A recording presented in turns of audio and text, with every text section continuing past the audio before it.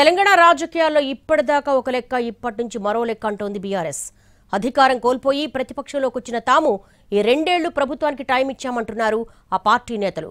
కాంగ్రెస్ ఇంకా హనీమూన్ పీరియడ్లోనే ఉన్నట్టుగా భావిస్తోందని, ఇకపై అలా కుదరదంటోంది గులాబీ దళం.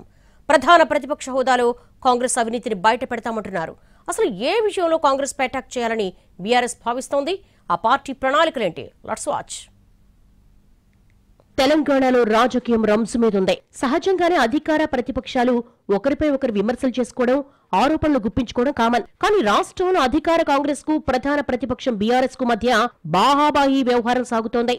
ఇరు పార్టీల నేతల మధ్య పచ్చగడ్డేస్తే భగ్గుమంటోంది. ఇక కాంగ్రెస్ సర్కారుపై అటాక్ చేస్తామని చెప్తున్నారు బీఆర్ఎస్ నేతలు. 2 ఏళ్ల కాంగ్రెస్ పాలనలో పెద్ద ఎత్తున అవినీతి అక్రమాలు జరుగుతున్నాయని ఆరోపణలు చేస్తోంది. రేవంత్ సర్కారు తీసుకుంటున్న నిర్ణయాలపై బీఆర్ఎస్ పెద్ద ఎత్తున అనుమానాలు వ్యక్తం చేస్తోంది. అంశాల వారీగా కాంగ్రెస్ ప్రభుత్వ నిర్ణయాల వెనుక పెద్ద ఎత్తున అవినీతి అక్రమాలు సాగుతున్నాయని ఆరోపిస్తూ వస్తోంది car party. Hyderabad central university భూముల వ్యవహారంలో 10,000 కోట్ల అవినీతి దాగుందని ఆరోపించడంతో పాటు విషయం కోర్టు వరకు వెళ్లి సదరు భూముల అమ్మకం ఆగేలా చేశామంటోంది.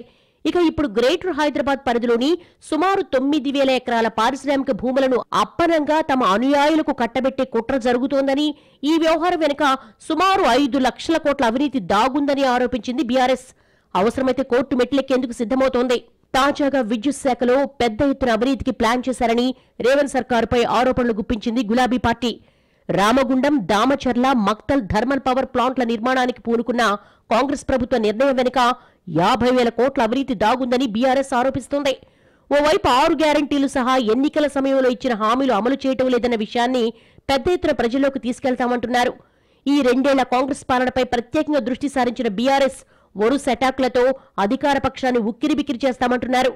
ఇదే సమయంలో స్థానిక సంస్థల్లో బీసీలకు 42% రిజర్వేషన్ల విషయంలోనూ రేవంత్ సర్కార్ విఫలమైందని, కాంగ్రెస్ బీసీలను మోసం చేస్తోందన్న అంశాన్ని బలంగా జనంలోకి తీసుకెళ్లేందుకు సిద్ధంగా ఉన్నామంటున్నారు గులాబీ పార్టీ నేతలు.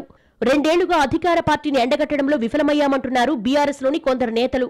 ప్రతిపక్షంలోకి వచ్చినా సరే ఇంకా అధికార పక్షంలో ఉన్న వారిలాగానే వ్యవహరిస్తున్నాము అనే కామెంట్స్ కూడా పార్టీలో వినిపిస్తున్నాయి. ఇలాంటి కామెంట్స్ కు చెక్ పెట్టే విధంగా ప్రధాన ప్రతిపక్షంగా సక్సెస్ అయ్యాము అని తెలిసేలా తమ కార్యాచరణ ఉండబోతోంది అంటోంది బీఆర్ఎస్. అందుకే ప్రతిపక్ష బీఆర్ఎస్ ఇప్పటి వరకు ఒక లెక్క, రాబోయే రోజులు మరో లెక్క అంటోంది.